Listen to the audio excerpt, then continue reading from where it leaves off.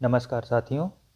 मित्रों, हम लोग जीएस दृष्टि घटना चक्र की भारतीय राज्य व्यवस्था देख रहे थे, जो कि राज्य व्यवस्था के लिए बहुत महत्वपूर्ण पुस्तक है, जो कि एक चित्रात्मक प्रस्तुति के रूप में प्रस्तुत किया गया है और जिसके सभी फैक्ट बहुत इम्पॉर्टेंट और बहुत अच्छे क्रम में सजाए गए हैं, जो कि आपको जल्द से जल्द याद होंगे। और राज्य व्यवस्था चूँकि सभी परीक्षाओं के लिए बहुत महत्वपूर्ण टॉपिक है, यहाँ से प्रश्न सीधे बनते हैं और आपको सिलेक्शन और रिजेक्शन के बीच की दीवार को बहुत जल्दी तोड़कर सफलता की राह पर प्रेरित करते हैं। तो मित्रों, इस कड़ी को आगे बढ़ाते हुए चलिए हम लोग देखते हैं आज मूल कर्तव्य, जो कि अनुच्छेद 51 में है, 51 क में। और मूल कर्तव्य में टोटल 11 मूल कर्तव्य हैं और इसे जोड़ा गया है स्वर्ण सिंह की समिति के द्वारा। इनकी अनुशंसा जो की थी स्वर्ण सिंह समिति द्वारा की गई थी और 42वें संविधान संशोधन 1976 द्वारा इसे जोड़ा गया था। ये सब आगे मिलेगा।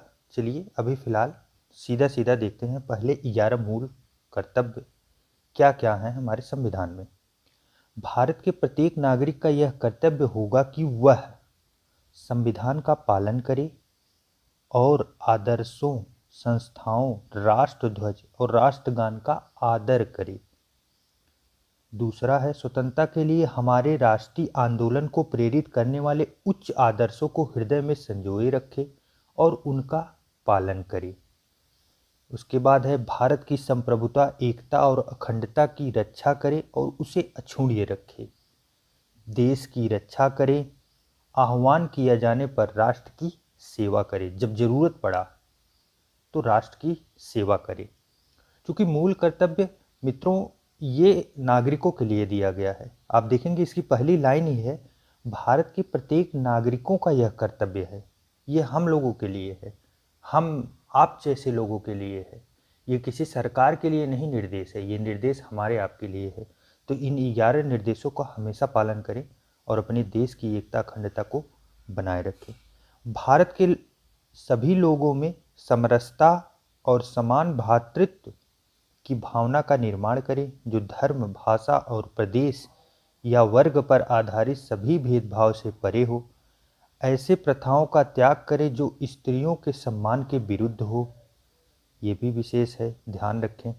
हमारी छठा है, हमारी सामाजिक संस्कृति की, सामाजिक होगा यहाँ, सामाजिक संस्कृति की गौरवशाली परंपरा का महत्व समझें और उसका परिरक्षण करें।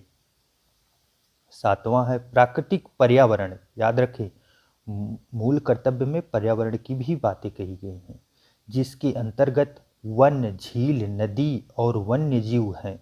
रक्षा करें और उनका संवर्धन करें तथा प्राणी मात्र के प्रति दया भाव रखें। जो आप देखते हैं कहीं कहीं घटनाएं होती हैं, कुत्तों को, बिल्लियों को सब ऐसे वैसे मारते हैं, ये सब भी नहीं करना है, क्योंकि वो भी इसी देश के, इसी टेरिटरी के अंदर रहने वाले एक प्राकृतिक संपत्ति हैं, जो भगवान द्वारा दिए गए हैं। कहीं न कहीं वो संतुलन बनाते हैं इस इस हमारी पृथ्वी का और हमारे समाज और वातावरण का। आठवां है, वैज्ञानिक दृष्टिकोण, मानववाद और ज्ञानार्जन तथा सुधार की भावना का विकास करें। नौवां इसमें है, सार्वजनिक संपत्ति को सुरक्षित रखें और हिंसा से दूर रहें। सीधे स्पष्ट शब्दों में कहा गया है। हम लोग कहीं आंदोलन देखते हैं, करते हैं, तो कहीं ना कहीं वहाँ सार्वजनिक संपत्ति को जलाने लगते हैं, फूकने लगते हैं और उसके बाद उसको नष्ट करते हैं, तोड़ते हैं, असामाजिक तत्वों की तरह कार्य करते हैं। इसलिए ये, क्योंकि वो हमारे देश की संपत्ति है, उसकी रक्षा करना हमारा दायित्व है। 10वां है, व्यक्तिगत और सामूहिक गतिविधियों के सभी क्षेत्रों में उत्कर्ष की ओर बढ़ने का सतत प्रयास करें, जिससे राष्ट्र निरंतर बढ़ते हुए प्रगति और उपलब्धि की नई ऊंचाइयों को छू ले। मतलब हमेशा विकास के पथ पर चलें। मित्रों, ये तो 100% सत्य है कि आपके मन में कितनी भी निगेटिव एनर्जी हो, कितना भी लग रहा हो, पड़ोस वाले बोलें, दुश्मन बोले, सब बोले कि नहीं होगा सिलेक्शन, लेकिन मैं बस इतना बोलता हूँ, अपनी अंतरात्मा से उन लोगों की बातों मत सुनो, अपनी आत्मा से अपनी बातें सुनो, खुद फैसले करो, अपने साहस को पहचानो। आपका साहस आपका सबसे बड़ा हथियार है। आपके सामने कोई नहीं टिक सकता, क्योंकि इंसान जीवन में अगर कभी हारता है तो सिर्फ अपने आप से हारता है। लोग बोलते हैं ना, अपनों से हारता, अपनों से भी नहीं हारता, वो सिर्फ अपने आप से हारता है। अगर सेल्फ में, खुद में पावर है, खुद आपको पता है क्या सत्य है क्या असत्य है, उसका फैसला आप खुद करना जानते हैं। आप खुद उसे अपने दिमाग पे हावी नहीं होने देंगे। आपने जिसे माना कि यही मेरा सत्य है, यही मुझे सही मार्गदर्शन दिखा रहा है, मुझे इसी पथ पर जाना, तो आपको दुनिया की कोई ताकत या कोई शक्ति रोक नहीं सकती। इसलिए मित्रों, हमेशा लगे रहें जज्बे और साहस से। आज हो सकता है कि टेस्ट में आपके 20% रिजल्ट आए, 30% रिजल्ट आए, लेकिन एक दिन होगा कि आप इतिहास रचेंगे। आपको सम्मान की नज़र होगी, फूलों की माला होगी, रास्ते पर लोग आगे पीछे दौड़ते मिलेंगे। ये दुनिया मतलबी है मित्रों, और इस मतलबी दुनिया में भी अपने आप को एक मतलबी हम नहीं बोल सकते। एक दूसरे शब्दों में कहें अगर, तो ये सबके सोच से परे है। वो दूसरे लोग सोच नहीं सकते, आप सोच सकते हैं, क्योंकि आप एक अच्छे विद्यार्थी हैं। और विद्यार्थी की सबसे बड़ी खूबी ये होती है कि विद्या जिसके पास आ गई उसे कोई नहीं हरा सकता, हो कोई उसे छीन के नहीं ले जा सकता, चोरी नहीं की जा सकती। विद्या में बहुत पावर है, उसको पहचानो, इस कलम की ताकत को पहचानो और अटल रहो। अपने कार्य को प्रतिदिन उसमें सुधार करने का प्रयास करो। आज हमने 4 घंटे पढ़ाई की मित्रों, थोड़ा सा समय लूँगा मोटिवेशन के लिए। आज मित्रों 4 घंटे हमने पढ़ाई की, कल मुझे 4 घंटे 2 मिनट ही करना है, लेकिन पीछे नहीं जाना है। 2 मिनट ही सही, प्रतिदिन बढ़ाओ। अगर कल 2 मिनट बढ़ाए, परसों 2 मिनट बढ़ाए, लगातार आप जोड़ते रहिए कि 30 दिन, 1 महीने में आपका 1 घंटे बढ़ गया, 5 घंटे हो गया, 6 घंटे होगा 2 महीने में, 3 महीने में 8 घंटे होगा। फिर क्वालिटी बढ़ेगी, क्वांटिटी बढ़ेगी। कितना है सिलेबस? कुछ नहीं है। सब पूरा सिलेबस तक नहीं पढ़ के जाते और सिलेक्शन ले लेते। मित्रों, जो करो मन से करो। आइए देखते हैं 11 क्या है। 11 जो कर्तव्य है हमारा, वो है जो माता पिता या संरक्षक हैं वो 6 से 14 वर्ष तक की आयु के अपने बच्चों या यथास्थिति अपने बाल्य को शिक्षा के अवसर प्रदान करें। मतलब अभिभावकों के लिए है कि ये 6 से 14 वर्ष तक के अपने आयु के बच्चों को वो शिक्षा का अवसर दें। आइए आगे देखते हैं फटाफट। मूल कर्तव्य देखिए, यही आपसे बता रहे थे कि मूल कर्तव्य कब जोड़ा गया और कब आया संविधान में। चूँकि मूल कर्तव्य जो है टोटल 11 हैं, अभी हम लोग ऊपर पढ़े हैं। प्रेरणा स्रोत क्या है? ये पूर्व सोवियत संघ, वर्तमान रूस के संविधान से लिया गया है। अनुशंसा की थी स्वर्ण सिंह समिति के द्वारा, ये अनुशंसा की गई थी। जोड़ा गया था 42वें संविधान संशोधन, याद रखिए इम्पॉर्टेंट है, 42वां संविधान संशोधन और 1976 द्वारा। संविधान में इसका उल्लेख कहाँ है? तो भाग 4 क में अनुच्छेद 51 क के अंतर्गत इसे रखा गया है। आइए अब देखते हैं राष्ट्रपति को। राष्ट्रपति देश का प्रथम नागरिक होता है, आपको पता है। सबसे पहले राष्ट्रपति आते हैं, उसके बाद सबका आता है। संविधान में प्रावधान अनुच्छेद 52 से लेकर 62 तक इनके बारे में प्रावधान किया गया है। आइए देखते हैं अब राष्ट्रपति के से संबंधित कुछ अनुच्छेद हैं जिनके बारे में हम लोग देखते हैं। राष्ट्रपति के पद रिक्त को भरने के लिए चुनाव कराने का समय, ये अनुच्छेद 62 कहता है। अनुच्छेद 60 क्या कहता है? राष्ट्रपति द्वारा शपथ प्रतिज्ञान।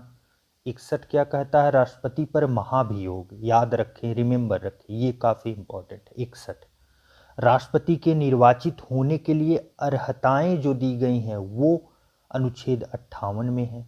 अनुच्छेद 59 कहता है राष्ट्रपति के पद के लिए जो शर्तें हैं, कौन कौन सी शर्तें होनी चाहिए, वो है। आगे देखते हैं, सभी मिलेंगे आगे, अभी सभी मिलेंगे, इसलिए मैं यहाँ पे ज़्यादा डिटेल में नहीं बता रहा हूँ। बस आप तथ्यों को उसी क्रम में अरेंज करते हुए बैठाते चलें कि कौन से कीवर्ड किस जगह इम्पॉर्टेंट है, बस। अनुच्छेद 56 राष्ट्रपति के पदावधि पद ग्रहण करने की तारीख से 5 वर्ष तक का उल्लेख करता है कि 5 वर्ष तक पदावधि रहेगी। अनुच्छेद 57 कहता है राष्ट्रपति के पद के लिए किसी व्यक्ति के पुनः निर्वाचन की पात्रता भी अनुच्छेद 57 में दी गई है। आपको पता होगा कि हमारे यहाँ पुनः निर्वाचन द्वारा राष्ट्रपति फिर से बनाए जा सकते हैं, जबकि अमेरिका में आप देखेंगे सिर्फ 2 टर्म मिलता है, तीसरा टर्म नहीं होता। अनुच्छेद 54 कहता है राष्ट्रपति का निर्वाचन एक निर्वाचन मंडल द्वारा किया जाएगा। आपको पता है एकल संक्रमणीय मत द्वारा राष्ट्रपति जी का निर्वाचन होता है, जो कि हमारे संसद भवन से ही होता है। तो उसके बारे में ज़्यादा डिटेल हम आपको बताएंगे। हम लोग राष्ट्रपति का निर्वाचन नहीं करते, मतलब हम लोग उन्हें डायरेक्ट प्रत्यक्ष वोट नहीं देते कि हमारे राष्ट्रपति का चुनाव हम करें, हम नहीं करते। वो हमारे द्वारा चुने गए प्रतिनिधि द्वारा ही किया जाता है। अनुच्छेद 55 कहता है राष्ट्रपति के निर्वाचन की रीति क्या है। अनुच्छेद 52 क्या है, भारत का एक राष्ट्रपति होगा, राष्ट्रपति भारत में एक राष्ट्रपति होंगे, ये अनुच्छेद 52 कहता है। 53 कहता है संघ की समस्त कार्यपालिका शक्ति राष्ट्रपति में निहित है। ये कार्यपालिका की समस्त शक्ति राष्ट्रपति में निहित, अनुच्छेद 53। आप यहाँ शब्द पकड़िए कार्यपालिका। कार्यपालिका का मतलब हुआ हमारे अधिकारी गण, विशेष ध्यान दें अधिकारी गण, मैं नेतागण बोल रहा हूँ। नेतागण जो है वो हमारे विधान पालिका में आते हैं, वो विधान बनाते हैं। विधान मतलब जो विधान बनाए, संसद जिसे कहते हैं, जो हमारा मतलब कानून का निर्माण करे, निर्माणकर्ता। और कार्यपालिका जो उसे लागू करे, लागू कौन कराता है, अधिकारीगण कराते हैं। आईएएस अधिकारी, पीसीएस अधिकारी, हमारे एसएससी के जो मेंबर आते हैं, हमारे और अदर जो सरकारी लगभग कर्मचारी हैं।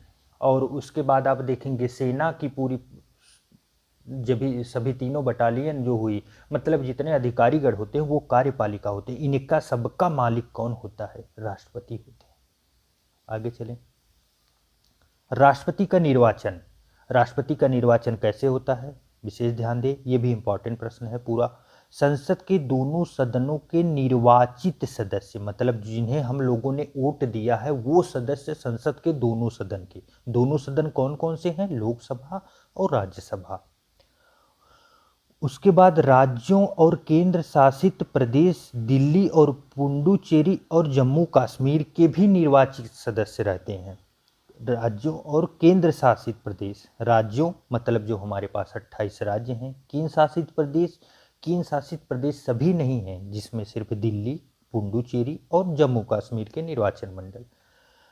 निर्वाचन की विधि क्या है इनकी, आनुपातिक प्रतिनिधित्व प्रणाली द्वारा किया जाता है। एकल संक्रमणीय मत द्वारा गुप्त मतदान किया जाता है। जैसे वहाँ संसद भवन में सब बैठते हैं, वहाँ पे 5 कैंडिडेट हैं तो उनको क्रमबद्ध किया जाता है। मान लीजिए ऐसे बुकलेट आपको मिलेगा, यहाँ पे 1 लिखा गया, यहाँ पे 2 कैंडिडेट या 3 कैंडिडेट या 4 कैंडिडेट मान लीजिए राष्ट्रपति का चुनाव लड़ रहे हैं। तो होगा क्या कि सभी जितने मेंबर हैं जो वोट देंगे वो सबको क्रम देंगे। मान लीजिए पहले नंबर पे कोई है, उन्हें वो या मान लीजिए इसको ABCD कर देते हैं। एक सेकंड, आप लोग मान लीजिए ऐसे है। अब यहाँ बनाए A candidate, B candidate, C candidate, 3 candidate आप मान लीजिए। इन्होंने क्या किया कि किसी ने इनको 1 मत दिया और इनको दूसरे नंबर पे दिया, इनको तीसरे नंबर पे रखा। कोई होगा जो इन्हें दूसरे पे रखना चाहेगा, इन्हें पहले पे रखना चाहेगा, इन्हें तीसरे, ऐसे ऐसे करके देते हैं। और फिर इनका क्रम क्या है, फिर सबका निकालते हैं, फिर जो सबसे पीछे होता है उसको डिलीट कर देते हैं, हटा देते हैं। फिर दोनों लोगों का क्रम, फिर उसी में जो इनका दूसरा क्रम आया तो इनका दूसरा इनमें जुड़ जाएगा। ये जिनको पहला वरीयता देंगे वो ऊपर वाले में जुड़ता जाएगा। ऐसे ऐसे करके निकालते हुए लास्ट में जो निकलते हैं वो प्रथम होते हैं, वही हमारे होते हैं। इसको समझने के लिए थोड़ा सा जटिल है, बहुत ज़्यादा जटिल नहीं, थोड़ा सा जटिल है। 4-5 मिनट का समय लगेगा, मैं अलग से इस पर वीडियो बना के आपको प्रोवाइड करा दूंगा। उसके बाद फिर आप देखें आनुपातिक प्रतिनिधित्व प्रणाली। अगर ज़रूरत हो तो मित्रों कमेंट करके बताइएगा, अगर तभी हम इसको प्रोवाइड करेंगे, क्योंकि बहुत लोगों की आवश्यकता इसको नहीं पड़ती है। आनुपातिक प्रतिनिधित्व प्रणाली यही जो है इसी के आधार पर किया जाता है। नेक्स्ट देखते हैं राष्ट्रपति के पद हेतु अर्हताएं, कौन सी अर्हताएं हैं। देखते हैं, भारत का नागरिक हो, सीधी सी बात है, हमारे देश का राष्ट्रपति होगा तो हमारा देश का नागरिक होना चाहिए, 35 वर्ष की आयु पूर्ण कर चुका हो। तो इसमें बहुत से साथी होंगे जो अभी नहीं हुए हैं, कोई बात नहीं, आप भविष्य में हो सकते हैं, आप चुनाव भी लड़ सकते हैं, लड़िए, बिल्कुल लड़िए। हमारे देश के राष्ट्र होनहार लोगों को आवश्यकता है राजनीति में आने की। लोकसभा का सदस्य निर्वाचित होने की योग्यताएं हो। अब लोकसभा का सदस्य कैसे निर्वाचित होता, आगे अभी हम आपको बताएंगे। राज्य, केंद्र, स्थानीय सरकार के लाभ के पद पर न हो, किसी के लाभ के पद पर ना हो। अब लाभ का पद क्या है, लाभ का पद मतलब जो आपका किसी कोई मंत्री हुए या तो फिर कोई अधिकारी का पोस्ट हुआ, ऐसा पोस्ट जो लाभ के पद पे हो, मतलब जिनका परमानेंट वेतन चल रहा है, ऐसा कोई पद ना हो। आगे चलें। राष्ट्रपति के चुनाव में नामांकन, नामांकन कैसे होता है, उम्मीदवार के प्रस्तावकों और अनुमोदकों की संख्या कम से कम 50 निर्वाचक संसद विधेयक द्वारा किया जाना चाहिए। जमा राशि कितनी होती है, 15,000 रुपये जमा करना होता है।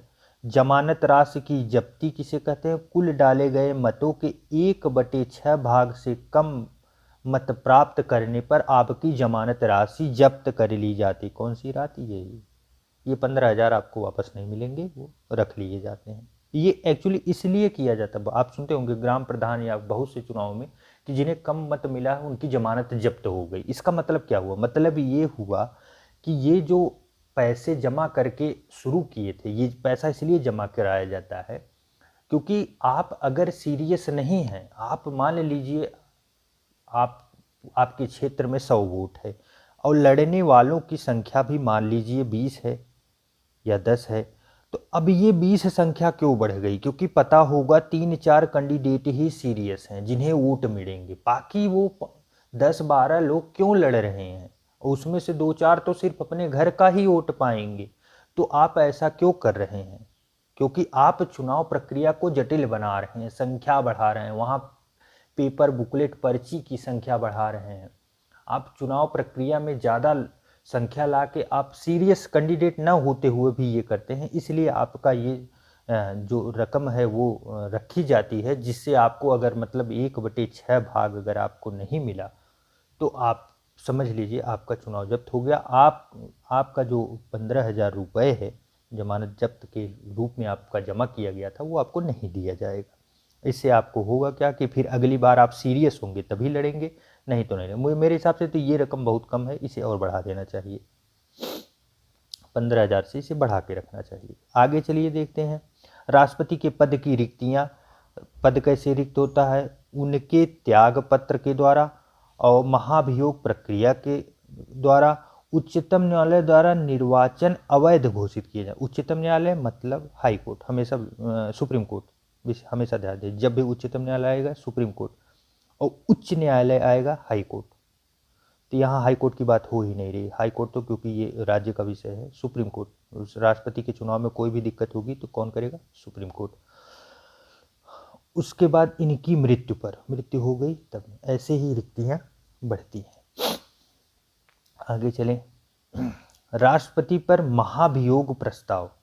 महाभियोग प्रस्ताव कैसे होता है आइए देखते हैं, ये भी काफ़ी इंपॉर्टेंट है। अनुच्छेद 61 के थ्रू होता है, हम लोगों ने देखा, याद रखना। अनुच्छेद 61 महाभियोग, 61 महाभियोग, याद रखें, बार बार याद रखें क्योंकि ये कीवर्ड सीधे पूछे जाते हैं। संवैधानिक प्रावधान इसी में दिया गया है। कारण क्या है, राष्ट्रपति द्वारा संविधान का उल्लंघन। राष्ट्रपति जी अगर संविधान का उल्लंघन करते हैं तो उन पर महाभियोग चलाया जाएगा। इसमें विशेष जो याद रखने की बात है, नोटिस प्रस्ताव लाने से कम 14 दिन पूर्व होना चाहिए। प्रस्ताव लाने के कम से कम 14 दिन पूर्व होना चाहिए। पारित होगा संसद के दोनों सदनों द्वारा अलग अलग कुल सदस्य संख्या के कम से कम 2/3 बहुमत से। कम से कम 2/3 बहुमत से, स्पेशल बहुमत चाहिए तब जाके पारित होगा। और प्रस्तुत संसद के किसी भी सदन में प्रस्तुत किया जाए, ऐसा नहीं है कि लोकसभा में या राज्यसभा में, किसी में भी प्रस्तुत किया जा सकता है।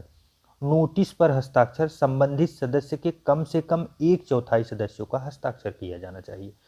आइए आगे देखते हैं राष्ट्रपति की शक्तियां। कार्यकारी शक्ति क्या है, संघ की कार्यकारी शक्ति राष्ट्रपति में निहित होती है। अनुच्छेद 53 यह कहता है, भारत सरकार के समस्त कार्यपालिका कृत्य राष्ट्रपति के नाम से। अनुच्छेद 77 यह कहता है कि उन्हीं के नाम से किए जाएंगे। राष्ट्रपति द्वारा की गई समस्त नियुक्तियां न्यायाधीशों की नियुक्ति को छोड़कर समस्त नियुक्तियां इनके कार्यकारी शक्ति के रूप में आती है। अनुसूचित क्षेत्र घोषित करना एवं उनका प्रशासन करना, अनुसूचित क्षेत्र, ये भी इनकी कार्यकारी शक्ति है। अब इनकी विधायी शक्तियां देख लेते हैं। संसद का सत्र आहूत, सत्रावसान एवं विघटन अनुच्छेद 85 के अनुरूप। संसद में राष्ट्रपति का विशेष अभिभाषण, जो राष्ट्रपति जी संसद का विशेष भाषण देते हैं संसद में, वो अनुच्छेद 87, ये भी उनकी विधायी शक्ति है। संसद के दोनों सदनों की संयुक्त बैठक, अनुच्छेद 108, मोस्ट इम्पॉर्टेंट, बहुत आता है ये प्रश्न, बार बार पूछे गए हैं, इसे एकदम रिमेंबर कर लें, इम्पॉर्टेंट है। आप स्क्रीनशॉट चाहें तो ले लें। विधेयकों पर अनुमति, अनुच्छेद 111, और अध्यादेश जारी करने की शक्ति 123, ये भी बहुत अति महत्वपूर्ण है, 123, ये भी इम्पॉर्टेंट है मित्रों। उसके बाद इनकी ये विधायी शक्तियां हैं।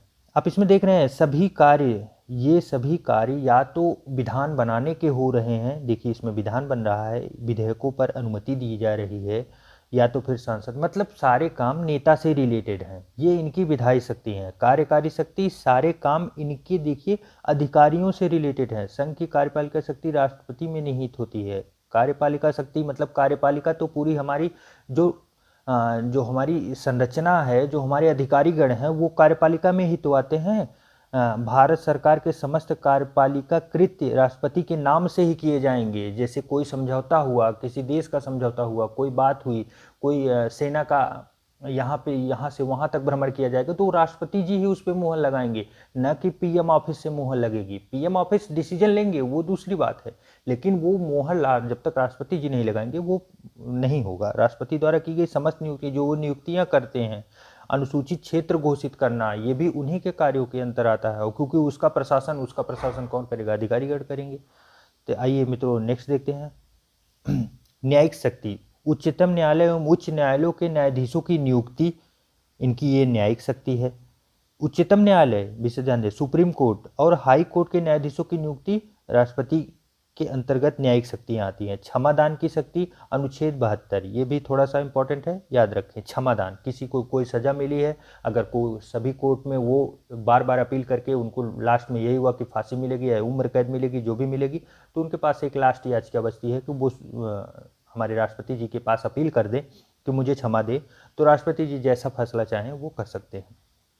उच्चतम न्यायालय के सलाह लेने की शक्ति, अनुच्छेद 143, ये काफ़ी इंपॉर्टेंट है। आप यहाँ देखें, उच्चतम न्यायालय से सलाह ले सकते हैं कि किस लिए ये सलाह लेते हैं, राष्ट्रपति जी को कौन सी सलाह की ज़रूरत है, वो भी सुप्रीम कोर्ट से।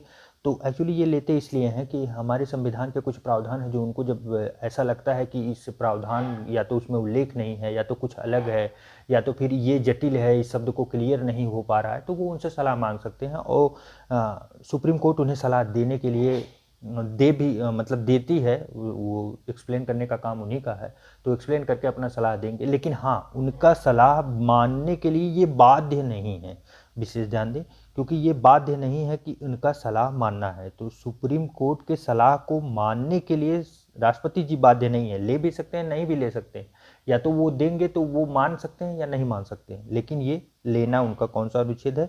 143। इसे याद कर सकते हैं आप, थोड़ा सा रिमेंबर करने के लिए टिक देखें तो आई लव यू का ये जो बनता नहीं, 143 सब बोलते हैं, तो उसी के हिसाब से आप समझ लीजिए सुप्रीम कोर्ट प्लस राष्ट्रपति जी बीच में ये उनका अनुच्छेद आई लव यू वाला चल रहा है। कोई बात नहीं, थोड़ा सा इंजॉय करके पढ़ना चाहिए। आकस्मिक शक्ति, इनकी आकस्मिक शक्ति क्या है? आकस्मिक शक्ति मतलब जो अकस्मात कोई होने वाली घटना, अकस्मात घटना कब होती है घर पे? जब कोई इमरजेंसी आती है। राष्ट्रीय आपातकाल की घोषणा, आपातकाल की घोषणा का प्रावधान कहाँ किया गया है? ये 352, 3 प्रकार के आपातकाल हैं हमारे राज्यों में। राष्ट्रपति शासन, आप देखते हैं सरकार गिर गई, क्या होगा? राष्ट्रपति शासन लगेगा। राष्ट्रपति शासन 356, अनुच्छेद 356 की घोषणा। वित्तीय आपातकाल की घोषणा, वित्तीय आपातकाल मतलब पैसे नहीं है देश में, स्थिति कौन है ऐसा भिखारी देश, पड़ोस का देश। हम लोग नहीं हैं, विशेष ध्यान दें। अच्छा, एक प्रश्न बहुत आता है, वित्तीय आपातकाल की घोषणा याद रखें, ये 360 के अंतर्गत है और ये पूरा इंपॉर्टेंट है, बहुत बहुत मोस्ट इंपॉर्टेंट, विशेष पूरा इसको स्क्रीनशॉट लेके रख लें। एक प्रश्न बार बार पूछा जाता है, आप लोग इसका कमेंट में उत्तर जरूर से जरूर दीजिएगा। मैं बता दे रहा हूँ, उत्तर भी बताऊंगा, लेकिन उत्तर आप एक बार जरूर बताइएगा कि कैसा लगा। वित्तीय आपातकाल की घोषणा जो है ये भारत में कितनी बार की गई है अब तक? 1, 3, 5, कोई नहीं, अभी तक नहीं। तो इसका सही जवाब होगा अभी तक नहीं। वित्तीय आपातकाल की घोषणा अभी तक हमारे देश में की ही नहीं गई है। तो ये बार बार प्रश्न बनाए जाते हैं क्योंकि बच्चों को कन्फ्यूजन, सबको बोलते हैं कम से कम 2 बार तो लगी ही होगी। वो चाइना से वार हुआ था, फिर उसके बाद पाकिस्तान से वार हुआ था, वहाँ पे लग सकती है ऐसा वैसा, लेकिन अभी तक ऐसा कुछ नहीं हुआ। इस कोविड के समय में बहुत चर्चाएं इस पर चल रही थी कि शायद इस पर अप्लाई कर दिया जाए, लेकिन ऐसा कुछ हुआ नहीं। तो देखते हैं, चलिए आगे देखते हैं। यही बात है कि मतलब वित्तीय आपातकाल अभी तक एक बार भी नहीं लगाया गया। नेक्स्ट चलते हैं, वित्तीय शक्ति। वित्तीय शक्ति के बारे में इनके प्रावधान देख लेते हैं। धन विधेयक राष्ट्रपति की पूर्व अनुमति से ही संसद में प्रस्तुत, आप देख सकते हैं कोई धन विधेयक है, राष्ट्रपति जी पहले उस पर अनुमति देंगे तभी वो आएगा। ये कौन सा है? धन विधेयक अनुच्छेद 110, याद रखें विशेष। वार्षिक वित्तीय विवरण जिसे बजट कहते हैं, आप लोग विशेष ध्यान दीजिए, जो वार शब्द है, शब्द को ध्यान दें। वार्षिक वित्तीय विवरण, बजट में जो बजट पेश करवाना, अनुच्छेद 112। हमारे संविधान में शब्द बजट का कोई प्रावधान नहीं है। अगर कहीं पूछता है कि बजट शब्द संविधान के किस अनुच्छेद में है, तो गलत है, क्योंकि बजट है ही नहीं संविधान में। लिखा क्या गया है? वार्षिक वित्तीय विवरण, ये संविधान में लिखा गया है, न कि बजट। बजट तो यहाँ समझने के लिए कोष्टक में दिया गया, लिखा सिर्फ इतना गया है। तो इसलिए विशेष ध्यान दें, जब भी बजट शब्द संविधान में पूछा जाए तो आप उसे तुरंत नकार के आगे बढ़ जाएं। ये 112 के तहत आता है। राष्ट्रपति की पूर्व अनुमति से ही आकस्मिक निधि से व्यय, अनुच्छेद 267 कहता है। वित्त आयोग का गठन 280, विशेष ध्यान रखें, रिमेंबर रखें, सीधा पूछा जाता है। अन्य शक्तियां, अंतर्राष्ट्रीय संधियां और समझौते राष्ट्रपति के नाम से ही संपन्न होते हैं। अभी आपको हमने बताया, अंतर्राष्ट्रीय जितनी संधियां होंगी, किसी फ्रांस से हम कर रहे हैं, जापान से कर रहे हैं, या अमेरिका यूएस से कर रहे हैं, या तो फिर हमारा इजराइल है जो अच्छे मित्र हैं, फिर इधर हमारे बगल में पड़ोसी में बांग्लादेश है, नेपाल हुए, तो ये सब जो शक्तियाँ होंगी इन्हीं के थ्रू होगी। ऐसा नहीं है मित्र देश, शत्रु देश के साथ भी कोई संधियाँ होंगी तो वही करेंगे, कोई और नहीं करेंगे, इन्हीं के नाम से होगा। भारत सेना का सर्वोच्च सेनापति इन्हें ही माना जाता है। अंतर्राष्ट्रीय मंचों व मामलों में भारत का प्रतिनिधित्व यही करते हैं, कोई और नहीं। अंतर्राष्ट्रीय कोई मंच है या मामले हैं इम्पॉर्टेंट अंतर्राष्ट्रीय, जो कि सभी सरकारों का है विशेष करके, तो उसमें भारत का प्रतिनिधित्व करते हैं। या ये नहीं कर पाते तो ये खुद किसी को अलॉट करते हैं कि आप कर सकते हैं। राजदूतों व या उच्चायुक्तों को भेजना एवं उनका स्वागत करना, ये दोनों काम ये करते हैं। राजदूत मतलब हमारे देश के राजदूत, आप सुने होंगे ना कि मतलब यूएस में हमारे राजदूत हैं, फिर हमारे चाइना में है, भूटान में है, फिर वहाँ है, सभी देशों में जो राजदूत रहते हैं, तो ये अपॉइंटमेंट करते हैं उनका, कौन जाएगा। और फिर उसके बाद वहाँ से जो मतलब उस देश के राजदूत आते हैं, जैसे अमेरिका के जो राजदूत होंगे हमारे देश में, उनका स्वागत कौन करेंगे? हमारे राष्ट्रपति जी। देख देते हैं भारत के राष्ट्रपति और अभी तक कितने राष्ट्रपति बने हैं, उनका कार्यकाल अनुक्रम और क्रम व्यक्ति के अनुसार जो दिया गया है। तो पहले थे हमारे डॉक्टर राजेंद्र प्रसाद जी, 26 जनवरी 1950 से लेकर 13 मई 1962 तक। इनका कार्यकाल अनुसार क्रम जो था 1 से 3 था, व्यक्ति अनुसार ये पहले थे। उसके बाद बनते हैं डॉक्टर सर्वपल्ली राधाकृष्णन जी, समय नहीं बस थोड़ा सा यहाँ पे ध्यान देते चले। और फिर डॉक्टर जाकिर हुसैन जी, वराहगिरि वेंकट गिरी जो कार्यवाहक थे हमारे पहले। और उसके बाद फिर न्यायमूर्ति मोहम्मद हिदायतुल्ला जी, ये भी कार्यवाहक थे। अब इसे ध्यान देखिए, कार्यवाहक देखिए, जो न्याय मूर्ति मतलब सुप्रीम कोर्ट के जज, जब विशेष परिस्थिति आती है कि भारत में राष्ट्रपति जी कहीं उपस्थित नहीं हैं, या उनकी तबीयत ठीक नहीं है, या वो अब्सेंट है अपने कार्य करने के लिए, या फिर या तो हमारे जो उपराष्ट्रपति हैं वो भी कहीं किसी स्थिति में अनुपयुक्त हैं, या उनका पद रिक्त है, तब जाके कार्यवाहक कार्य कौन करता है? हमारे देश के सुप्रीम कोर्ट के जो CJI हैं, चीफ जस्टिस ऑफ इंडिया, ये कार्यवाहक का कार्य करते हैं, विशेष ध्यान दें। फिर उसके बाद कौन बने? बराहगिरी वेंकटगिरी जी बने। फिर डॉक्टर फरुखुद्दीन अली अहमद जी बने। फिर BD जत्ती जी बने जो कार्यवाहक थे। नीलम संजीव रेड्डी जी बने। ज्ञानी जैल सिंह जी बने। R वेंकट रमण जी बने। डॉक्टर शंकर दयाल शर्मा जी बने। KR नारायण जी बने। डॉक्टर APJ अब्दुल कलाम जी बने। कलाम जी का कार्यकाल कब था? 2002 से लेकर 2007 तक। प्रतिभा पाटिल जी बनी जो कि महिला के रूप में प्रथम थी, आप इन्हें विशेष याद रखें, प्रथम थी। इनका कार्यकाल 2007 से 2012, कलाम जी के जस्ट बाद। फिर हमारे प्रणब मुखर्जी जी बने जो 2012 से 2017 तक है। और रामनाथ कोविंद जी जो 25 जुलाई 2017 से अब तक ये चल रहे हैं। और क्रम के अनुसार ये 16वें हैं और व्यक्ति के रूप में ये 14वें हैं। तो कौन से राष्ट्रपति हैं? 16वें राष्ट्रपति हैं और व्यक्ति के रूप में ये 14वें हैं। नेक्स्ट देखते हैं राष्ट्रपति की क्षमादान शक्ति। राष्ट्रपति के पास जो क्षमादान शक्ति है उसके बारे में हम लोग देखते हैं। क्षमा शक्ति, दंड से पूर्णतः मुक्त करना, पूर्ण रूप से ये मुक्त कर देते हैं। लघुकरण की शक्ति, दंड के स्वरूप को बदलकर कम करना। परिहार, दंड की अवधि को कम करना। विराम, विराम मतलब सजा को विशेष परिस्थितियों में कम करना, विशेष परिस्थिति में सजा को कम करना, विराम। प्रविलंब मतलब दंड, विशेषकर मृत्युदंड पर अस्थायी रोक लगाना। यह हुआ राष्ट्रपति के क्षमादान की शक्ति। आइए आगे देखते हैं राष्ट्रपति की वीटो की शक्ति। ये भी इंपॉर्टेंट है। राष्ट्रपति वीटो कैसे इस्तेमाल हमारे देश के राष्ट्रपति कर सकते हैं। निलंबन वीटो मतलब विधेयक को आपत्तियों सहित संसद में पुनर्विचार हेतु भेजना, मतलब संसद को वापस भेज दिए हैं कि आप इस पर फिर से विचार कीजिए। और उसके बाद पॉकेट वीटो, ये भी निषेधाधिकार जिसे बोलते हैं, मतलब विधेयक पर कोई निर्णय न लेना। मतलब क्या हुआ कि अगर राष्ट्रपति को लग रहा है कि ये संसद कानून बना दी है और इसको हम क्या करें, समझ कन्फ्यूजन में है कि अभी क्या करें, तो उसको आप पॉकेट वीटो मतलब ठंडे बस्ते में डाल दो, चलो ठीक है कोई बात नहीं। राष्ट्रपति को कोई बोल तो सकता नहीं कि नहीं भैया आप हमको तुरंत का तुरंत हमको इस विधेयक पे आप अपना साइन कीजिए, हस्ताक्षर कीजिए, ये बहुत इम्पॉर्टेंट है। वो कोई कुछ नहीं बोल सकता, उनका जब मन करेगा तभी करेंगे, क्योंकि ये बहुत से प्रावधान हैं जिसमें वो अपने पॉकेट वीटो का इस्तेमाल कर सकते हैं। और कुछ ऐसी चीज़ें हैं जिसमें उन्हें समय बाउंडेशन होता है कि 14 दिन 15 दिन के अंदर उन्हें करना पड़ेगा, उस पर अपना विचार देना पड़ेगा, उसे आगे प्रेषित करना पड़ेगा। लेकिन यहाँ पे जो है ये पॉकेट वीटो का प्रयोग वो खास करके इसीलिए करते हैं कि उन्हें वो जब खुद संतुष्ट नहीं रहते या उन्हें लगता है कि अभी और समय बीतना चाहिए तो फिर वो उसे ठंडे बस्ते में डाल देते हैं। अत्यंतिक वीटो, अत्यंतिक वीटो कैसे कहते हैं? विधेयक पर अपनी राय सुरक्षित रखना, ये अपनी राय को सुरक्षित रखना ये अत्यंतिक वीटो के अंतर्गत आता है। आइए अब और कुछ देख लेते हैं, कुछ महत्वपूर्ण तथ्य देख लेते हैं। भारत की तीनों सेनाओं, कौन सी 3 सेनाएं हैं? थल, जल और एयर, मतलब जिसे हवा में कहते हैं हवाई सेना।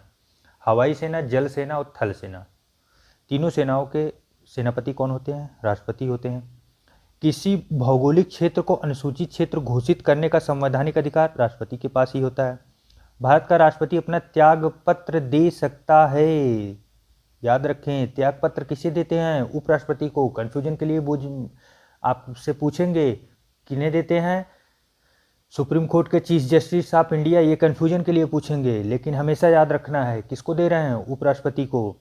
दिल्ली और पांडुचेरी विधानसभाओं के निर्वाचित सदस्यों को राष्ट्रपति के निर्वाचन मंडल में शामिल किया गया। ये कब किए गए थे? दिल्ली और पांडुचेरी के सदस्य, विधानसभा के निर्वाचित सदस्य 17वें संविधान संशोधन 1992 द्वारा। राष्ट्रपति का पद रिक्त होने पर भरा जाना चाहिए कितने दिन के अंदर? 6 माह के भीतर। राष्ट्रपति की मृत्यु, पद त्याग या पद से हटाए जाने के कारण रिक्त पद पर कार्यभार संभालेंगे कौन? मतलब राष्ट्रपति की अगर मृत्यु हो गई, पद त्याग कर दिए, पद से हटा दिए गए तो कौन? उपराष्ट्रपति। यदि उपराष्ट्रपति ना हो तो भारत के मुख्य न्यायाधीश मतलब CJI, chief justice of India. और देखते हैं कुछ परीक्षा उपयोगी दृष्टि से। अब तक राष्ट्रपति का कार्यभार संभालने वाले देश के एकमात्र मुख्य न्यायाधीश हैं न्यायमूर्ति मोहम्मद हिदायतुल्लाह। 20 जुलाई 1969 से 24 अगस्त 1969 तक, ये मतलब पहले CJI हैं जो अभी तक कार्यभार संभाले हैं राष्ट्रपति का। लोकसभा में धन विधेयक प्रस्तुत किया जाना जाता है राष्ट्रपति की पूर्व अनुमति से, ये तो पहले ही हम लोग देखिए। और उसके बाद राष्ट्रपति को प्रधानमंत्री से सूचना प्राप्त करने का अधिकार है अनुच्छेद 78 के तहत। विशेष ध्यान दें, प्रधानमंत्री जो है कोई कार्य कर रहे हैं राष्ट्रपति को सूचित करेंगे। अगर राष्ट्रपति को लगता है कि उनको कुछ सूचना नहीं है तो वो राष्ट्रपति से सीधा, प्रधानमंत्री से सीधा बोल सकते हैं कि आप हमें सूचित कीजिए इस मैटर में क्या हो रहा है। तो वो इनका कर्तव्य है प्रधानमंत्री जी का, वो राष्ट्रपति को सूचित करेंगे। निर्विरोध राष्ट्रपति निर्वाचित होने वाले देश के एकमात्र राष्ट्रपति, विशेष याद रखें, कौन? नीलम संजीव रेड्डी। इनके खिलाफ कोई नहीं लड़ा था, अकेले ही बने थे, अकेले ही लड़े थे। महाभियोग की कार्यवाही है अर्धन्यायिक प्रक्रिया, अर्धन्यायिक प्रक्रिया है। भारत का कार्यपालिका अध्यक्ष कौन होता है? भारत के राष्ट्रपति होते हैं। साथियों चलिए आगे देखते हैं। महान्यायवादी, महाधिवक्ता एंड CAG। यहाँ से प्रश्न आजकल बहुत ज़्यादा बनाए जा रहे हैं, अच्छे अच्छे प्रश्न बनाए जा रहे हैं, क्योंकि ये डायरेक्ट प्रत्यक्ष बच्चों को दिखते नहीं कि ये पोस्ट कौन सी है, इसलिए कन्फ्यूजन बार बार होता है। इसके बारे में आप पढ़ेंगे नहीं पढ़ेंगे फिर भी आपको कन्फ्यूजन बार बार होगा, इसलिए आप इसे विशेष रिमेंबर याद रखें। महान्यायवादी, महाधिवक्ता और CAG के बारे में ज़्यादा जानकारी रखें, क्योंकि यहाँ से एक प्रश्न आएगा और सीधे से निकल जाएगा, तो निकलने नहीं देना है हमें, एक एक प्रश्न को पकड़ के रखना है। महान्यायवादी, अटॉर्नी जनरल, भारत का सर्वोच्च विधि अधिकारी। कौन सा अधिकारी? विधि अधिकारी, मतलब कानून से रिलेटेड। नियुक्ति कौन करता है? राष्ट्रपति जी करते हैं, ध्यान दें। अटॉर्नी जनरल नियुक्ति राष्ट्रपति। योग्यता, उच्चतम न्यायालय का न्यायाधीश नियुक्त होने की अर्हता, मतलब कौन? सुप्रीम कोर्ट, सुप्रीम कोर्ट के जज बनने की क्षमता हो तभी बनेंगे। विशेषता, संसद के दोनों सदनों की कार्यवाही में भाग लेना। संसद के दोनों सदन कौन कौन से? लोकसभा, राज्यसभा, दोनों में भाग लेने का या कार्यवाही में भाग लेने का इनका विशेषताएं हैं, ये भाग ले सकते हैं। कार्यकाल, राष्ट्रपति के प्रसाद पर्यंत, मतलब जब तक राष्ट्रपति जी चाहें। कीवर्ड पकड़िए यहाँ पे, प्रसाद पर्यंत। कौन सा कीवर्ड? प्रसाद पर्यंत। प्रसाद पर्यंत का मतलब क्या हुआ? प्रसाद पर्यंत का सीधा सा मतलब ये हुआ, जब तक जी राष्ट्रपति जी चाहेंगे कि आप इस पोस्ट पे रहिए तब तक रहेंगे, नहीं चाहेंगे तो आप हटा सकते हैं। पारिश्रमिक, संविधान में तय नहीं किया गया है, राष्ट्रपति जी द्वारा ही निर्धारित किया जाता है। पारिश्रमिक मतलब वेतन हुआ। संबंधित अनुच्छेद 76 यानी 76, इंपॉर्टेंट, बेहद इंपॉर्टेंट, ये भी इंपॉर्टेंट है। नेक्स्ट चलिए आगे देखते हैं कुछ तथ्य इनके बारे में। भारत सरकार का प्रधान विधि अधिकारी, कौन से अधिकारी? प्रधान विधि अधिकारी कौन होता है? महान्यायवादी। महान्यायवादी अपना पद धारण करता है कहाँ से? राष्ट्रपति के प्रसाद पर्यंत, जब तक राष्ट्रपति जी चाहें तब तक धारण करेंगे। संसद के किसी सदन का सदस्य ना होते हुए भी संसद की कार्रवाई में भाग ले सकता है, लेकिन मत नहीं दे सकता। इंपॉर्टेंट है, कौन? महान्यायवादी। महान्यायवादी क्या करते हैं? संसद के किसी भी सदन में भाग ले सकते हैं, कार्रवाई में भाग ले सकते हैं, लेकिन मत नहीं देंगे। मत मतलब अगर कोई मत, चुनाव हो रहा है उसमें वोटिंग हो रही है किसी मुद्दे को लेके, वहाँ ये मत नहीं दे सकते। बैठ के कार्रवाई को देख सकते हैं, सब कुछ सुन सकते हैं, राय मशवरा कर सकते हैं, लेकिन वो मत नहीं दे सकते। राज्य सरकार का प्रथम कानूनी सलाहकार कौन होता है? महाधिवक्ता, एडवोकेट जनरल। विशेष ध्यान दें, अब यहाँ क्या हो गया, वहाँ महान्यायवादी थे कहाँ? संसद केंद्र में, और महाधिवक्ता राज्य में, सेम पोस्ट है राज्य में। इसको याद करने के लिए थोड़ा सा ध्यान दें। महान्यायवादी, महान्यायवादी मतलब ऐसा नहीं लग रहा है जैसे सुप्रीम कोर्ट के समान हो, न्यायवादी जज टाइप के। जज टाइप के कहाँ रहेंगे? ये केंद्र सरकार के होते हैं। और जबकि एडवोकेट जनरल मतलब महाधिवक्ता, अधिवक्ता किसे बोलते हैं हम लोग? वो बोलते नहीं, वकील साहब जी हमारे हैं या अधिवक्ता जी हैं जो, उन्हें वकील बोलते हैं। तो ये कहाँ हो गए? ये समझ लीजिए आपके राज्य सरकार में, वकील साहब जी राज्य सरकार में हो गए, और महान्यायवादी जो न्यायवादी हों वो केंद्र सरकार के होंगे। आगे, भारतीय संविधान का वह अनुच्छेद जिसके अंतर्गत नियंत्रक एवं महालेखा परीक्षक की नियुक्ति की जाती है, इनका अनुच्छेद कौन सा है? किसका? नियंत्रक एवं महालेखा परीक्षक जी की। अनुच्छेद 148, मोस्ट इंपॉर्टेंट, वेरी इंपॉर्टेंट, बार बार प्रश्न आएंगे, यहाँ से आते भी हैं, बनते भी हैं, ध्यान रखें, रिमेंबर रखें। भारत के नियंत्रक एवं महालेखा परीक्षक अर्थात CAG को पद से हटाया जा सकता है जिस रीति और आधार पर उच्चतम न्यायालय माने सुप्रीम कोर्ट के न्यायाधीशों को हटाया जाता है संसद के दोनों सदनों के विशेष बहुमत द्वारा, इनको भी कैसे हटाया जाएगा? जैसे सुप्रीम कोर्ट के न्यायाधीश को हटाया जाता है। किसको? सीएजी, नियंत्रक एवं महालेखा परीक्षक जी को। भारत के नियंत्रक एवं महालेखा परीक्षक के लेखा परीक्षण प्रतिवेदन रिपोर्ट की जांच करती है। कौन करता है? लोक लेखा समिति। अभी समिति के बारे में भी हम लोग पढ़ेंगे, समिति कई हैं, इसमें से लोक लेखा समिति क्या काम करती है? सीएजी के प्रतिवेदन की रिपोर्ट की जांच करती है। केंद्र सरकार के लेखांकन के कार्य में सीएजी को अलग किया गया। कब अलग किया गया? 1976 1976 से अलग किया गया है। आइए विविध में देख लेते हैं। विविध में क्या है? वित्त आयोग। वित्त आयोग काफ़ी इंपॉर्टेंट है। नियुक्ति वर्ष, कौन से वर्ष नियुक्ति हुई, अध्यक्ष कौन से थे, कार्यकाल क्या है। तो सबसे पहले हम पहला देखते हैं। पहला कौन थे? 1951 में केसी नियोगी जी थे। 1952 से लेकर 1957 तक इनका कार्य था।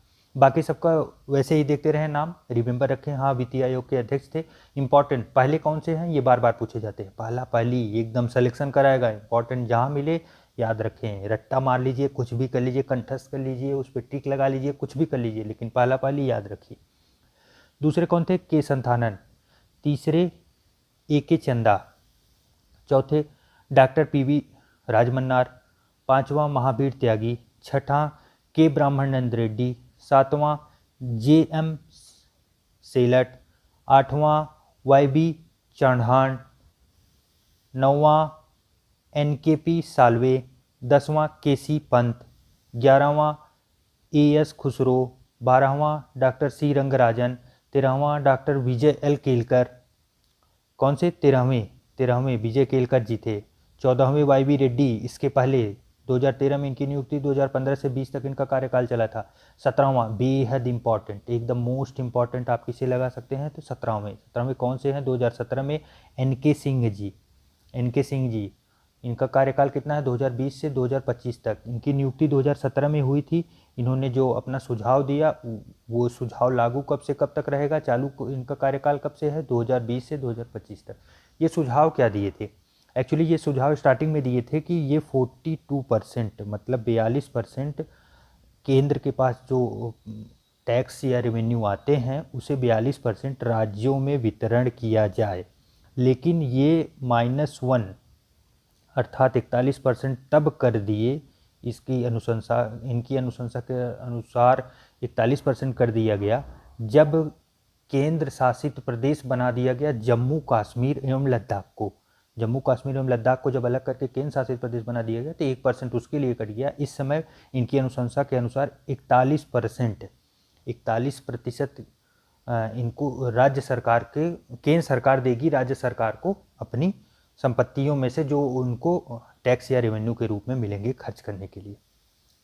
आइए आगे देखते हैं। महाधिवक्ता काफ़ी इंपॉर्टेंट टॉपिक है, यहाँ से भी प्रश्न आजकल बन रहे हैं सीधे। तो महाधिवक्ता जिसे क्या बोलते हैं? Advocate general. राज्य सरकार का प्रथम विधिक सलाहकार। नियुक्ति संबंधित राज्य के राज्यपाल द्वारा। विशेष ध्यान दें, महाधिवक्ता राज्यपाल नियुक्ति कर रहे हैं। महान्यायवादी राष्ट्रपति जी नियुक्ति कर रहे थे। योग्यता क्या है? उच्च न्यायालय का न्यायाधीश नियुक्त होने की अर्हता। उच्च न्यायालय मित्रों, उच्च न्यायालय, हाई कोर्ट। पारिश्रमिक मतलब वेतन राज्यपाल जी द्वारा ही निर्धारित होगा। राज्यपाल जी जितना बोलेंगे उतना होगा। कार्यकाल राज्यपाल के प्रसाद पर्यंत, सेम वहाँ पे राष्ट्रपति जी चल रहे थे, यहाँ राज्यपाल जी चल रहे हैं। अनुच्छेद संबंधित याद रखें, ये इंपॉर्टेंट है, यहाँ से कन्फ्यूजन बनेगा, प्रश्न भी बनते हैं सीधे। 165। नेक्स्ट आगे देखते हैं। नियंत्रक एवं महालेखा परीक्षक कैग, इनका संवैधानिक प्रावधान, संविधान में इनका अनुच्छेद क्या है? 148 से 151। प्रश्न सीधे बन सकते हैं, इंपॉर्टेंट है, याद रखें।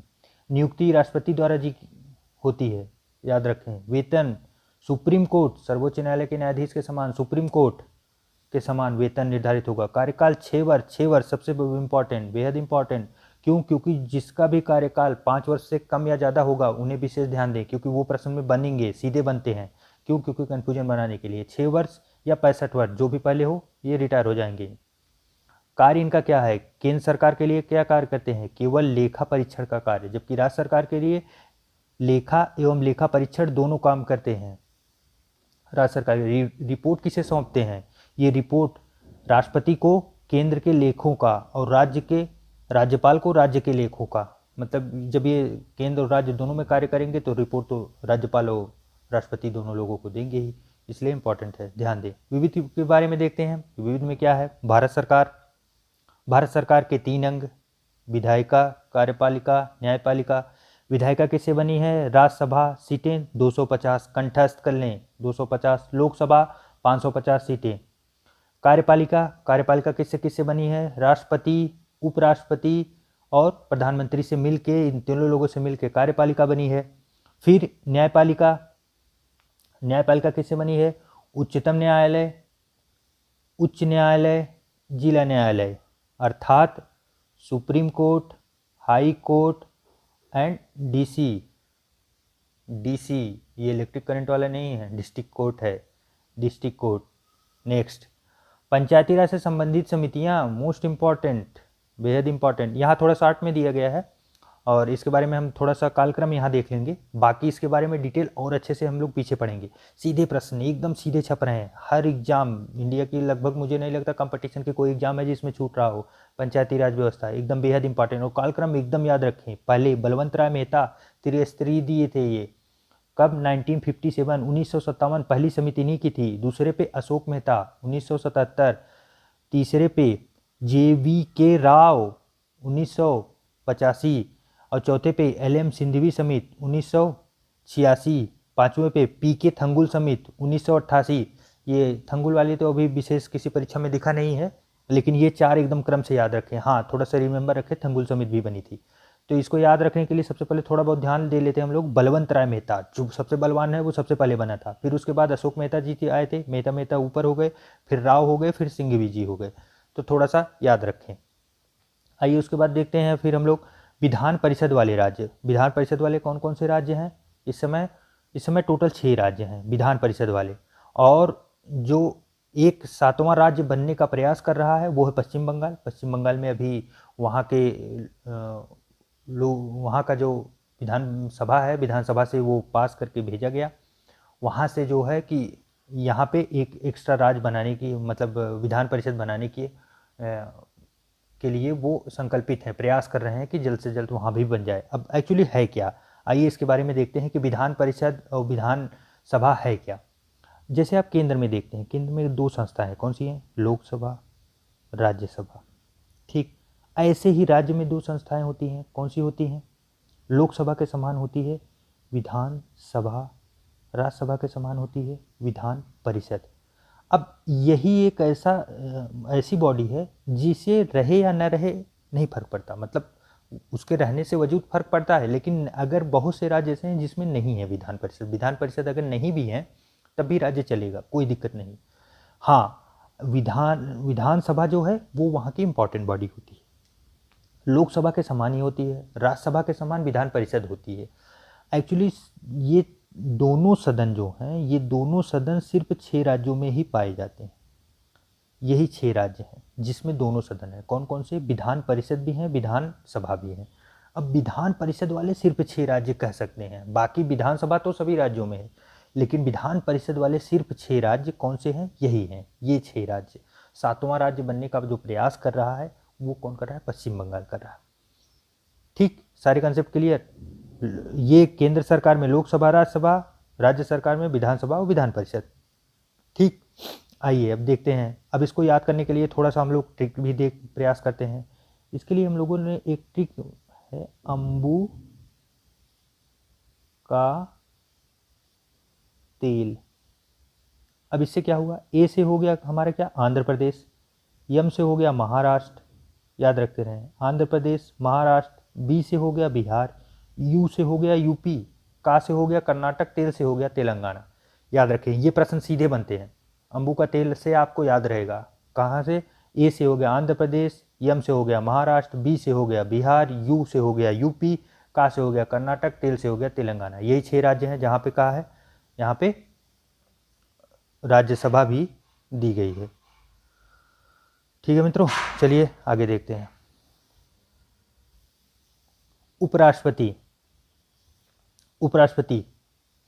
नेक्स्ट, उपराष्ट्रपति की योग्यताएं भारत का नागरिक, जी बिल्कुल भारत का नागरिक होना चाहिए। 35 वर्ष की आयु सेम जैसे राष्ट्रपति की है, ठीक है। राज्यसभा सदस्य निर्वाचित होने की योग्यता, हाँ बिल्कुल सही है, क्योंकि ये राज्यसभा के सभापति बनते ही हैं, ठीक। 4 लाख रुपए प्रतिमाह वेतन, मित्रों अच्छा चांस है, आप लोग भी यहाँ अप्लाई करें, ठीक है। अभी बहुत से मित्र पहुँचे नहीं होंगे 35 वर्ष, जो पहुँच गए हैं वो ज़रूर अप्लाई करें, क्योंकि राजनीति में आना बहुत बहुत ज़्यादा ज़रूरी है हमारे देश को, अच्छे और होनहार लोगों को। कोई बात नहीं, वेतन 4 लाख। निर्वाचन, निर्वाचन संसद के दोनों सदनों के निर्वाचित एवं मनोनीत दोनों सदस्य द्वारा, कौन कौन से निर्वाचित और मनोनीत, मनोनीत सदस्य कौन होते हैं, मनोनीत सदस्य वही होते हैं जो किसी विशेष कला से आए हों, कला क्षेत्र या फिर कोई विज्ञान। जैसे मान लीजिए सचिन तेंदुलकर को अगर संसद भवन पहुंचाया जाए तो वो कहाँ से होंगे, मनोनीत होंगे। क्यों? क्योंकि वो खेल के महारथी हैं, उन्हें ये थोड़ी है कि वो दोनों काम कर सकते हैं, वो चुनाव भी लड़ सकते हैं अपने क्षेत्र, या तो मुंबई से बोलें या तो फिर पंजाब, दिल्ली, महाराष्ट्र कहीं से भी आके वो लड़ सकते हैं। लेकिन वो चुनाव दूसरी बात होगी, वो प्रत्यक्ष चुनाव होगा, और डायरेक्ट अगर सरकार उनको अंदर लेना चाहती है तो वो संसद में बैठा सकती है, वो बैठे भी हैं। तो वो क्यों है, वो इसलिए है कि वो डायरेक्ट एक किसी खेल या किसी क्षेत्र से है। तो इसमें ये करता कौन है, मनोनीत करता कौन है, मनोनीत राष्ट्रपति जी करते हैं। आप देख रहे हैं उपराष्ट्रपति के निर्वाचन में ये भाग ले रहे हैं मनोनीत सदस्य, जबकि राष्ट्रपति जी के निर्वाचन मनोनीत सदस्य नहीं होते, संसद के दोनों निर्वाचित सदस्य होते हैं, दोनों सदन के लोकसभा और राज्यसभा के। विशेष याद रखें। अगर कन्फ्यूजन होगा मित्रों तो फिर बता दीजिएगा, आप हमें कमेंट करके जरूर बताइएगा। आप लोग कमेंट नहीं करते हैं, कमेंट से बहुत एकदम मित्रों ये समझ लीजिए पूरा उत्साह कम हो जाता है। आप लोग कमेंट करिए और लाइक करिए और चैनल को सब्सक्राइब कर लीजिए, क्योंकि आप लोग जब तक बताएंगे नहीं तब तक हम प्रश्न समझ में कहाँ से आएगा कि क्या कमियां हैं। क्योंकि हम तो आपको सभी दिशा से चाहते हैं कि चाहे जैसे सिलेक्शन आपका हो, सभी पुस्तकें हम एकदम अच्छे से डिस्क्राइब करके, देखिए हम एकदम सीधा बता रहे हैं, अच्छी पुस्तक है, बहुत अच्छी पुस्तक है, आप लोग ले लीजिए, इसे लेके आप इसे अच्छे से पढ़ेंगे, बार बार पढ़ेंगे, आपका कोई परीक्षा नहीं रुकेगा। जो एकदम निचोड़ दिया गया वही दिया गया, वही चीज़ों को मैं अच्छे से एक्सप्लेन कर दे रहा हूँ आपको, बार बार सुनते रहिए आप, बस आपका सिलेक्शन तय है, कोई नहीं रोक सकता।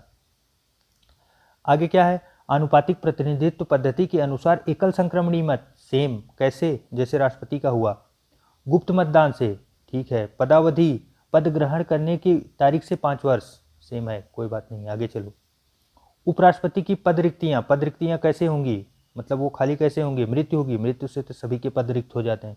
स्वेच्छा से पद त्याग द्वारा, स्वेच्छा से मतलब वो खुद निकलना चाहते हैं, किसे देंगे पद त्याग, राष्ट्रपति को। विशेष याद रखें, ये किसे दे रहे हैं, राष्ट्रपति को, और राष्ट्रपति किसको देते हैं, उपराष्ट्रपति को, दोनों लोग आपस में बदल रहे हैं, ध्यान दे, उपराष्ट्रपति राष्ट्रपति को, राष्ट्रपति उपराष्ट्रपति को। आगे क्या है, राज्यसभा के तत्कालीन समस्त सदस्यों के बहुमत से पारित संकल्प, अगर राज्यसभा चाहे, देखिए इन्हें जब अगर मतलब इनके ऊपर आप इन्हें बोलें कि इन्हें निकाला जा रहा है, कैसे निकाला जा सकता है, राज्यसभा के तत्कालीन समस्त, यहाँ विशेष ध्यान दें, कन्फ्यूजन के लिए देख सकता है लोकसभा में कन्फ्यूज ना हो, ये राज्यसभा में ही तत्कालीन समस्त सदस्यों के बहुमत से, जितने सदस्य तत्कालीन वहाँ उपस्थित हैं उनके समस्त सदस्यों के बहुमत से संकल्प पारित होगा और उसे लोकसभा सहमत करेगी। मतलब पहला कार्य तो राज्यसभा ही करेगा, लोकसभा उसे सहमत कर देगी तो ये अपना पद रिक्त कर देंगे। चलिए आगे देखते हैं, ये क्या है, हमारे जो राष्ट्रपति जी हैं उनका कालक्रम दिया गया है, कौन कौन से अभी तक कार्य में बने हैं। तो सबसे पहले देख लेते हैं भारत के उपराष्ट्रपति जी एवं उनका कार्यकाल। तो सबसे पहले डॉक्टर सर्वपल्ली राधाकृष्णन जी, ठीक। उसके बाद डॉक्टर जाकिर हुसैन, इनका कार्यकाल था 1952 से 1962 तक। 1952 विशेष याद रखिए, 1952 में सभी लगभग, क्योंकि मंत्रिमंडल यहीं से बना ही था, पहले बार चुनाव अच्छे से यहीं हुआ था, हमारा संविधान लागू हो गया था, तो यहीं से कार्य शुरू हुए थे, तो पहले तो वहीं जाएंगे।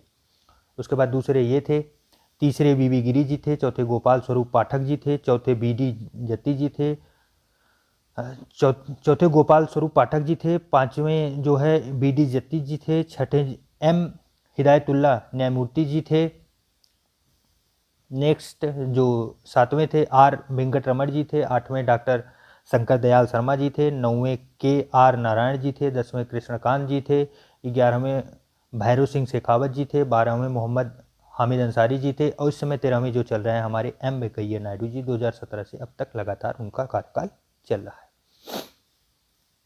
सॉरी मित्रों, आइए और आगे चलते हैं, कुछ महत्वपूर्ण तथ्य देखते हैं। उपराष्ट्रपति को शपथ दिलाता है, कौन दिलाता है, उपराष्ट्रपति उपराष्ट्रपति को शपथ कौन दिलाता है? राष्ट्रपति या राष्ट्रपति द्वारा कृत्य के लिए नियुक्त कोई व्यक्ति। राष्ट्रपति जी अगर किसी को बोलेंगे तो वो जाके उपराष्ट्रपति को शपथ दिलाएगा, या तो राष्ट्रपति जी खुद दिलाएंगे। भारत के उपराष्ट्रपति का पद बनाया गया है, अमेरिका से लिया गया है। देखिए विशेष ध्यान दीजिए, अमेरिका से लिया गया है, पूछा जा सकता है। आधिकारिक क्रम में उपराष्ट्रपति का पद आता है, कहाँ आता है क्रम में?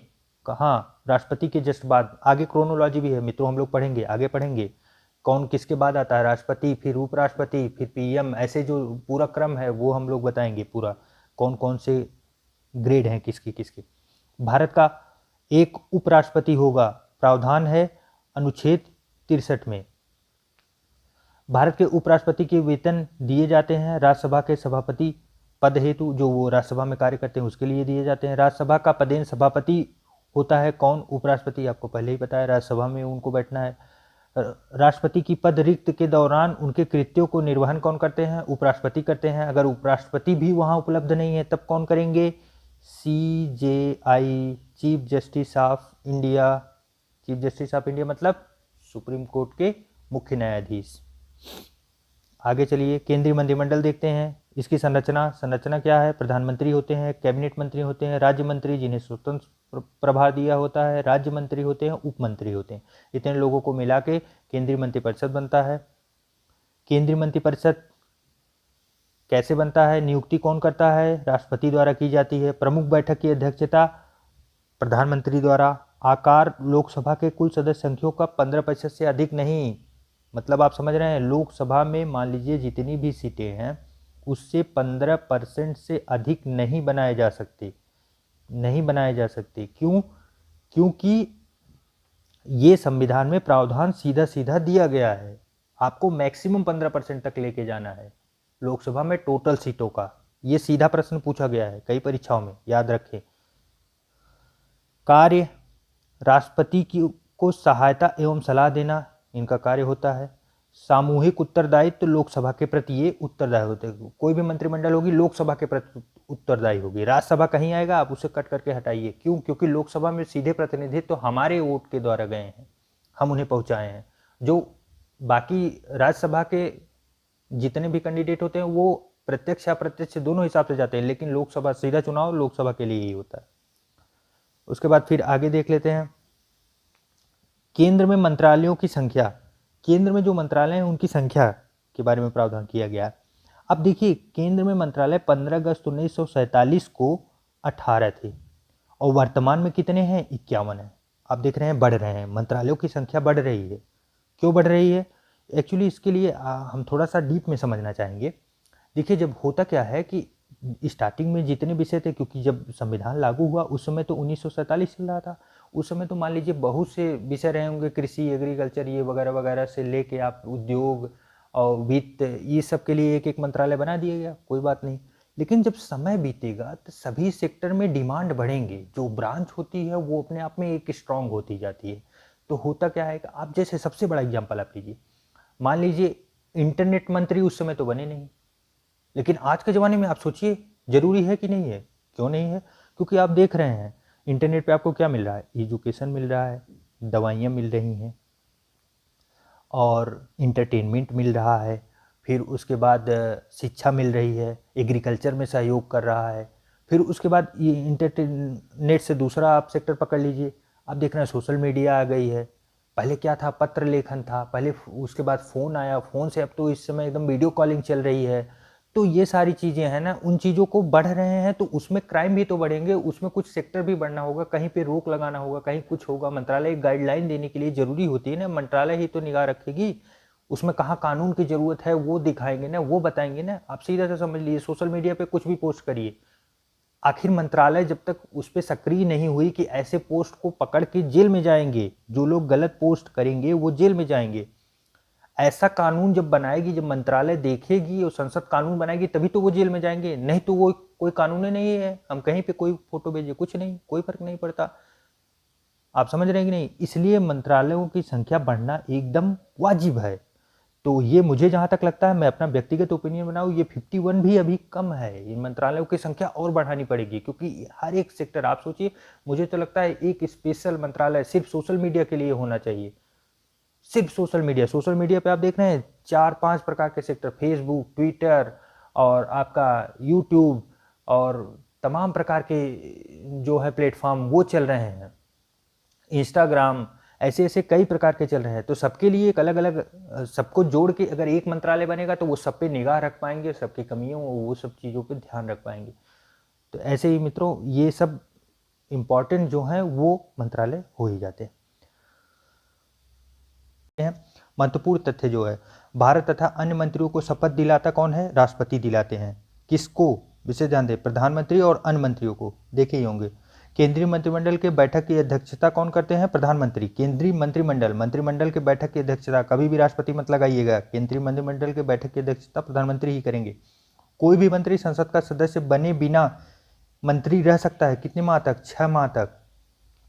कोई भी मंत्री अगर है संसद का सदस्य बने बिना ही मंत्री रह सकता है। जैसे मान लीजिए मोदी सरकार बनी और मोदी जी मेरे ऊपर बहुत कार्यान्वित हो गए, बोले व्योम सर आपको मैं आज मंत्रालय दे देता हूँ, ठीक है, आपको हम दे देते हैं डिफेंस मंत्रालय, या तो आप कहिए तो आपको दे देते हैं गोला बारूद मंत्रालय, आप एकदम तबाही मचाइए हर जगह। तो कोई बात नहीं, मैं 6 महीने तक रह सकता हूँ, लेकिन 6 महीने के अंदर मुझे संसद का सदस्य बनना ही पड़ेगा। संसद के सदस्य मतलब या तो मुझे राज्यसभा में आना पड़ेगा या तो मुझे लोकसभा में आना पड़ेगा, दोनों में से कहीं ना कहीं का सदस्य मुझे बनना पड़ेगा। नहीं बनूंगा तो मेरी पोस्ट वो खाली कर दी जाएगी। कोई बात नहीं मित्रों, इतना तबाही नहीं मचाऊंगा मिलेगी जब तब ना। आगे चलिए, संविधान में मंत्रिमंडल शब्द का प्रयोग किया गया है केवल अनुच्छेद 352 के खंड 3 में। किसमें? अनुच्छेद 352 के खंड 3 में। नेक्स्ट देखते हैं, केंद्रीय मंत्रिमंडल से संबंधित कुछ अनुच्छेद हैं। अब कौन कौन से अनुच्छेद हैं वही देखने हैं। इंपॉर्टेंट देख लेते हैं मित्रों, यही पेज करा के तब थोड़ा सा ब्रेक लेंगे।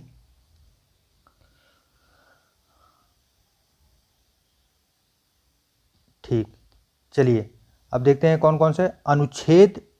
सबसे पहले 74(1) राष्ट्रपति की सहायता एवं सलाह हेतु है। सलाह हेतु एक मंत्रिपरिषद गठन होगा जिसका प्रमुख प्रधानमंत्री होगा। आप देख रहे हैं, मतलब राष्ट्रपति, चूंकि सारे कार्य तो राष्ट्रपति जी के नाम से ही हो रहे हैं, तो इन्हीं के मतलब जो संविधान में लिखा गया है कि उनकी सहायता हेतु एक मंत्रिपरिषद का गठन होगा जिसका प्रमुख प्रधानमंत्री होंगे। मतलब आप समझ लीजिए जैसे राष्ट्रपति जी हमारे देश के समझ लीजिए राजा हैं। ठीक, अब मंत्रिपरिषद पूरी हमारी जो है वो सेना प्रमुख हो गई। सेना प्रमुख हो गई, मान लीजिए, समझाने के लिए बोल रहे हैं, सेना प्रमुख नहीं होते ये, आप समझ लीजिए मंत्रालय। और हमारे जो प्रधानमंत्री जी हैं ये समझ लीजिए हमारे वो हो गए वजीर। वजीर आप लोग जानते हैं ना, वजीर मतलब जो सबसे मजबूत सेनापति होते हैं, सेनापति, ये सेनापति हो गए। अब राजा जी तो सिर्फ मोहर लगाएंगे, हाँ बताएंगे हाँ दक्षिण साइड में अटैक करना है, उसको ऐसे कर लीजिए, वैसको ऐसे कर लीजिए, मेरे नाम से सब कुछ, मतलब सारा कार्य यही देख रहे हैं, कैसे लड़ना है, कौन सा युद्ध होगा, कौन आगे जाएगा, कौन पीछे जाएगा, किसको कितना देना है, इनको खाना अधिक दीजिए, इनको खाना कम दीजिए, सब कुछ यही बताएंगे। फिर राजा जी बैठ के क्या करेंगे, हाँ ठीक है ठीक है, राजा जी को पूरा भरोसा है अपने प्रधानमंत्री जी पे। तो बस यही आप पूरा प्रोसेस समझ लीजिए, सेम इसी पैटर्न पे चल रहा है। बाकी और जो चीज़ें मैंने समझाई वो एक एग्जाम्पल था, आप उसे फैक्ट ना माने। चलिए नेक्स्ट, अनुच्छेद 74(2) राष्ट्रपति को मंत्रिपरिषद सलाह दी गई सलाह की जांच किसी न्यायालय द्वारा नहीं की जा सकती। मतलब मंत्रिपरिषद कोई सलाह अगर राष्ट्रपति को दे रहा है, इसकी न्यायिक जांच नहीं हो सकती। आप सुप्रीम कोर्ट में जाके नहीं बोल सकते कि ये ऐसा क्यों सलाह दे रहे हैं, कोई बात नहीं, ये सीधा सीधा उन्हीं का मैटर है वो, और कोई दूसरा कुछ कर ही नहीं सकता। अनुच्छेद 75(1) क्या कहता है, प्रधानमंत्री की नियुक्ति राष्ट्रपति द्वारा और अन्य मंत्रियों की नियुक्ति राष्ट्रपति द्वारा प्रधानमंत्री के सलाह पे द्वारा की जाएगी। तो ये एकदम नॉर्मल है, आप समझ रहे हैं इसे। अनुच्छेद 75(1) का मंत्रिपरिषद का आकार 15%, आपको अभी मैंने बताया लोकसभा की कुल सदस्य संख्या से 15% से अधिक नहीं, आप 15% मत याद रखिए, 15% से अधिक नहीं याद रखिए, उससे कम होगा। अनुच्छेद 75(2) क्या कहता है, मंत्री राष्ट्रपति के प्रसाद पर्यंत पद धारण करेंगे। प्रसाद पर्यंत अभी आपको मैंने बताया, जब तक राष्ट्रपति जी चाहेंगे तभी तक। राष्ट्रपति जी चाहे कि आइए आप फ्लोर टेस्ट कराइए तो फिर फ्लोर टेस्ट होगा, या तो उन्हें बर्खास्त भी कर सकते हैं। अनुच्छेद 75(3) मंत्रिपरिषद सामूहिक रूप से लोकसभा के प्रति उत्तरदायी होगी। कौन? मंत्रिपरिषद लोकसभा के प्रति। क्यों? क्योंकि लोकसभा में प्रत्यक्ष निर्वाचन हुआ है, हम लोग चुनाव करके उन्हें भेजे हैं, वो डायरेक्ट हम लोगों के प्रति उत्तरदायी हैं, उत्तर देंगे। लोकसभा का जो प्रतिनिधित्व है, वहाँ जो लोकसभा के प्रतिनिधित्व बैठे हैं हमारे जिन्हें हम लोगों ने वोट दे के संसद भवन पर पहुंचाया है, उनके प्रति उन्हें जवाब देना होगा। अनुच्छेद 75(4) मंत्रियों को शपथ राष्ट्रपति दिलाएंगे। 75 में कौन है? राष्ट्रपति दिलाएंगे मंत्रियों को शपथ। अनुच्छेद 78 राष्ट्रपति को जानकारी देने आदि के संबंध में प्रधानमंत्री के कर्तव्यों का उल्लेख है। किसमें? 78 में। कुछ तथ्य देख लेते हैं। प्रधानमंत्री अपना त्याग पत्र सौंपते हैं राष्ट्रपति जी को। कौन? पीएम मोदी जी किसको देंगे? राष्ट्रपति जी को देंगे। प्रधानमंत्री सहित कैबिनेट स्तर के मंत्रियों की परिषद को कहते हैं कैबिनेट या मंत्रिमंडल कहते हैं। वो कैबिनेट स्तर के जो मंत्री होते हैं उन्हें कैबिनेट या मंत्रिमंडल कहते हैं। भारत सरकार की समस्त कार्यपालक कार्रवाइयों की हुई मानी जाती है राष्ट्रपति जी के नाम पर। वैज्ञानिक एवं औद्योगिक अनुसंधान परिषद CSIR का अध्यक्ष कौन है? प्रधानमंत्री जी हैं। विशेष ध्यान दें, CSIR कौन? प्रधानमंत्री। सिविल सर्विसेज बोर्ड का पदेन अध्यक्ष कौन होता है? कैबिनेट सचिव होते हैं सिविल सर्विसेज बोर्ड के। इंपॉर्टेंट है, ये याद रखें। कुछ और महत्वपूर्ण तथ्य। मंत्रिपरिषद सामूहिक रूप से उत्तरदायी होती है किसके प्रति? लोकसभा के।